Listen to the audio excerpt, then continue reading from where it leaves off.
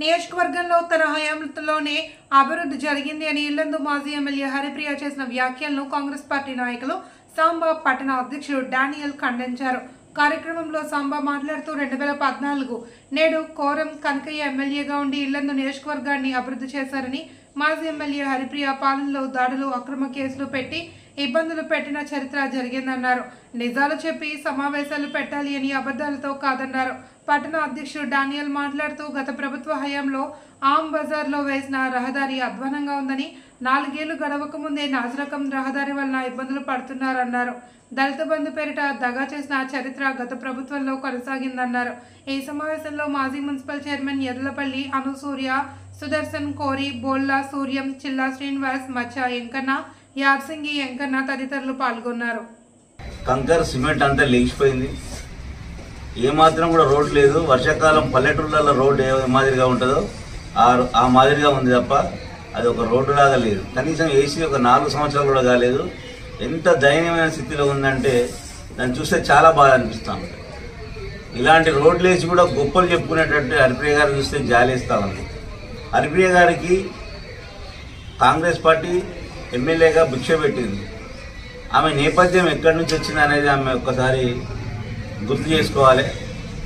Congress party ticket కోసం తిరిగి first టీడీపీలో ఉన్నటువంటి హరిప్రియ హర్సింగ్ గారు కాంగ్రెస్ పార్టీలో చేరి ఇప్పుడున్నటువంటి తెలంగాణ ముఖ్యమంత్రి వారు రేవంత్ రెడ్డి గారి దయా దాక్షిణాలతో ఆయన పంచన చేరి ఆయన దగ్గర టికెట్ కోసం లాబింగ్ చేసి ఆ రోజు హరిప్రియ గారికి రేవంత్ రెడ్డి దేవుళ్లా కనిపించిండు, ఇప్పుడు దెయ్యంలా కనిపిస్తా ఉన్నాడు.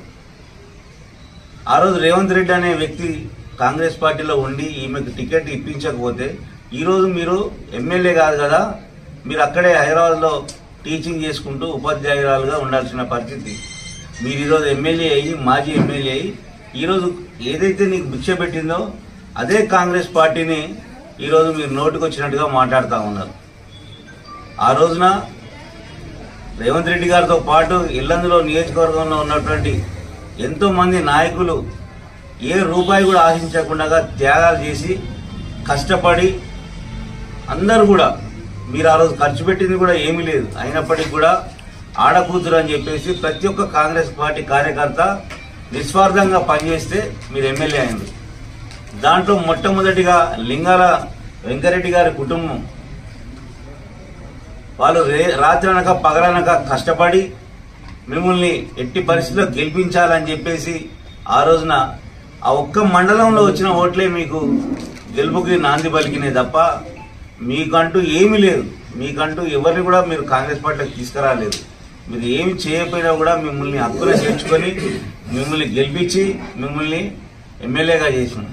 ఈ రోజున కాంగ్రెస్ పార్టీని, కాంగ్రెస్ పార్టీలో ఉన్నటువంటి నాయకత్వాన్ని, ప్రభుత్వాన్ని తిట్టే పరిస్థితికి మీరు వచ్చినారంటే ఒక్కసారి మీ యొక్క నీతిమాలిన మాటల్ని ఒక్కసారి మీరు గుర్తు చేసుకోవాలని సందర్భంగా వారికి గుర్తు చేస్తూ ఉన్నాం.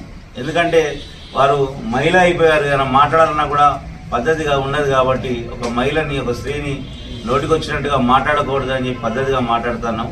ఇది మానుకోవాలా. మొట్టమొదటిగా కోరం కనకయ్య గారు వచ్చిన తర్వాత ఎన్నో పలు అభివృద్ధి కార్యక్రమాలకు శంకుస్థాపన చేసిండ్రు.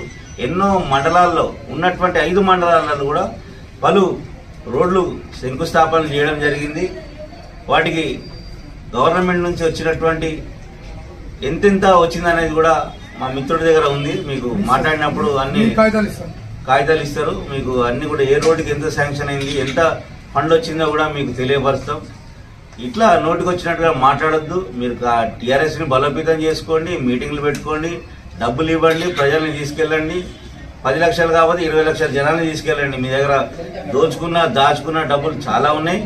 మనిషికి 300 ఇస్తారా, 400 ఇస్తారా? 10 లక్షలతో కాదు, 20 లక్షలతో మీటింగ్ పెట్టుకోండి. మాకేం అభ్యంతరం లేదు. మీరు ఎంతమంది ప్రజలను తీసుకెళ్ళినా కూడా మేము ఎవరిని కూడా ఆపే ప్రయత్నం చేయం. మీరు మంచిగా హ్యాపీగా పెట్టుకోండి. కానీ కాంగ్రెస్ పార్టీని దూషించే ముందు నీ నేపథ్యం ఎక్కడి నుంచి, నువ్వు ఎక్కడి నుంచి వచ్చినావో అవన్నీ కూడా గుర్తు చేసుకొని మాట్లాడండి. కాంగ్రెస్ పార్టీ ఎప్పుడు కూడా నిస్వార్థంగా పనిచేసేటటువంటిది కాంగ్రెస్ పార్టీ. ఎంతో పేద బడుగు బలహీన వర్గాలకు ఎన్నో సంక్షేమ కార్యక్రమాలు ఇచ్చినటువంటిది కాంగ్రెస్ పార్టీ. ఎంతో మందికి ఇందిరమ్మ ఇండ్లు ఇచ్చినటువంటి కాంగ్రెస్ పార్టీ. విషయం ఏంటంటే నిన్న జరిగిన బీఆర్ఎస్ పార్టీ సమావేశంలో మాట్లాడిన విధానాలు ఎప్పుడు విధంగా ఉన్నాయని చెప్పుకుంటే కొత్తగా వాళ్ళు మేమే ఇది చేసినాం, ఊరికి ఇది తెచ్చింది మేమే, అది తెచ్చింది మేమే అని.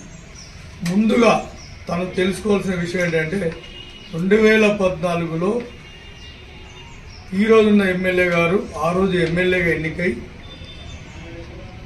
బంగారు తెలంగాణలో భాగంగా ఇల్లందు డెవలప్మెంట్ కొరకే ఆ రోజు బీఆర్ఎస్ పార్టీలో చేరి 100 కోట్ల డబ్బులు తీసుకొచ్చి ఇల్లందుని నియోజకవర్గాన్ని అభివృద్ధి చేసింది ఆ రోజు ఈ రోజున్న ఎమ్మెల్యే గారు కాదా. వారు తెచ్చిన నిధులతోటి మీరు కమిషన్లకు కకృతిపడి లేని రోడ్లని అడ్డగోలుగా రోడ్లు వేసి మీరు ఆగం చేసి మీరు మాట్లాడతారు. ఈరోజు దయచేసి నేను చెప్పేది ఏంటంటే ఈరోజు ఇప్పటి వరకు కూడా ఆ రోజు డెవలప్మెంట్కు నిధులు తెచ్చింది కోరం కనకయ్య గారే, ఈ రోజు కూడా డెవలప్మెంట్కు నిధులు తెచ్చింది కోరం కనకయ్య గారు. ఇల్లందు మనుగడకి ఆ రోజు సర్కిట్ మైన్ కార్మికులు నష్టపోతాండ్రు, మైన్ ఎత్తేస్తాండ్రు అని చెప్పారంటే ఆ రోజు కోరం కనకయ్య గారు ఆ రోజున సిఎండి శ్రీధర్తో మాట్లాడి ఆ రోజు మైన్ ఆఫ్ చేసి కార్మికులని వలసపోకుండా ఆఫ్ చేశారు. ఈరోజు జేకే5 ఓపెన్ కాస్ట్ను కూడా మార్చి 31తో బంద్ చేస్తా అని చెప్పని యాజమాన్యం ప్రకటిస్తే మళ్ళీ అదే ఎమ్మెల్యే కోరం కనకయ్య గారు ఇల్లందు ప్రజలు ఇబ్బంది పాలవుతారు, వలసపోవాల్సి వస్తుంది, కార్మికులు ఇల్లందుకు ఇబ్బంది ఏర్పడుతుందని చెప్పి సింగరేణి సిఎండి బలరాం గారిని కలిసి మంత్రి పొంగులేటి శ్రీనివాసరెడ్డి గారి సహకారంతో ఇల్లందు ప్రజల్ని కార్మికుల్ని వలసపోకుండా మైన్ ఆపి ఎక్స్టెన్స్ తీసుకొచ్చింది ఇల్లందు ఎమ్మెల్యే కోరం కనకయ్య గారు. ఇవి కంటికి అవపడతలేవు.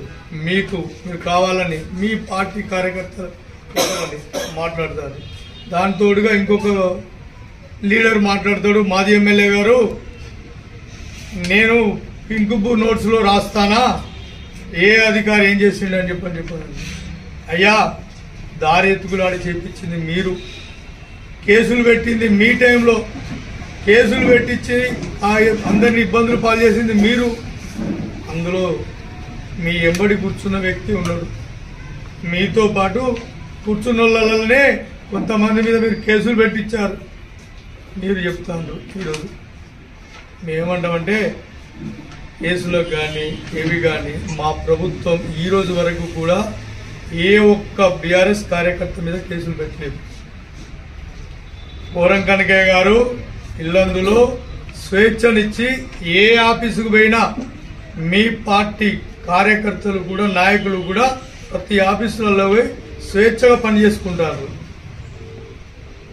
అదే మీ గడువులో మీ టైంలో అదే బీఆర్ఎస్ పార్టీ ఆ రోజు మేము ఉన్న బీఆర్ఎస్ పార్టీలో ఉన్న కార్యకర్తలు నాయకులను మీరు ఏడిపించారు.